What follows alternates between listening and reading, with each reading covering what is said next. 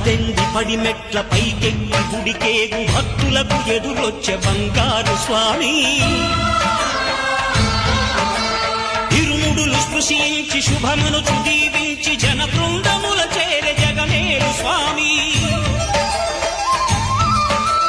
తన భక్తులనరించు తప్పులకు తడబడి ఒక పక్క ఒరిగెన ఓంకారమూర్తి